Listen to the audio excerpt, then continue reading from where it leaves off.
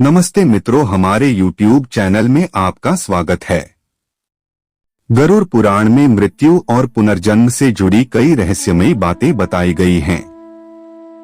यह ग्रंथ मृत्यु के बाद आत्मा की यात्रा और अगले जन्म की संभावनाओं के बारे में विस्तृत जानकारी देता है।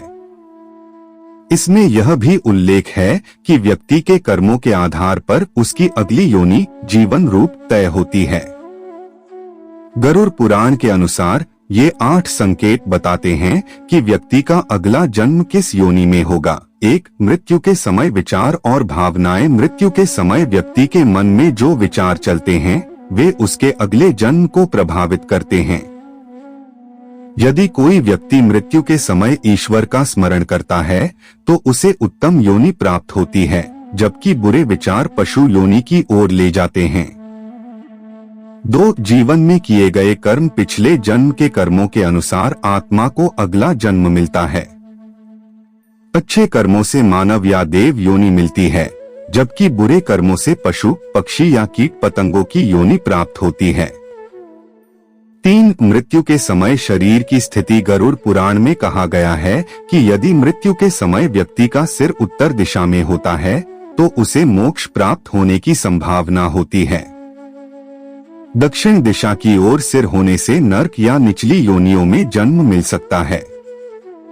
4. मृत्यु का समय। शास्त्रों के अनुसार दिन के शुभ समय या ब्रह्मा मुहूर्त में मृत्यु होने पर व्यक्ति को उत्तम जन्म मिलता है। वहीं अमावस्या, ग्रहण या अशुभ समय में मृत्यु होने पर निचली योनियों में जन्म होने की संभावना रहती है। 5. अंत समय में निकले शब्द। गरुड़ पुराण के अनुसार मृत्यु के समय व्यक्ति के मुख से जो अंतिम शब्द निकलते हैं वे उसके अगले जन्म का संकेत देते हैं। यदि वह भगवान का नाम लेता है तो उसे अच्छे लोकों में स्थान मिलता है। यदि क्रोध, लालच या मोह से जुड़ी बातें कहता है तो उसे निचली योनियों में जाना पड़ सकता है।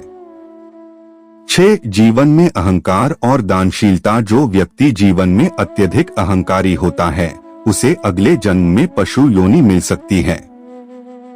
वहीं जो दानशील और परोपकारी होता है वह अगले जन्म में बेहतर योनि प्राप्त करता है। 7. भोग और वासनाओं में लिप्तता। जो लोग जीवन भर सिर्फ भोग विलास और वासनाओं में लिप्त रहते हैं वे अगले जन्म में असभ्य या निम्न योनि में जन्म लेते हैं। वहीं जो संयमित जीवन जीते हैं वे ऊंचे कुल में जन्म लेते हैं। 8. ईश्वर भक्ति और सत्संग। जो लोग ईश्वर की भक्ति करते हैं और संतों का संग करते हैं वे अगले जन्म में उच्च योनि प्राप्त करते हैं। वहीं जो अधार्मिक होते हैं वे निचली योनियों में जन्म लेते हैं। गरुड़ पुराण के अनुसार हमारे कर्म, विचार और मृत्यु के समय की स्थिति हमारे अगले जन्म को निर्धारित करती है। यदि हम अच्छे कर्म करें, धर्म और भक्ति का पालन करें तो हमें उत्तम योनि प्राप्त होगी, अन्यथा हमें निचली योनियों में जन्म लेना पड़ सकता है।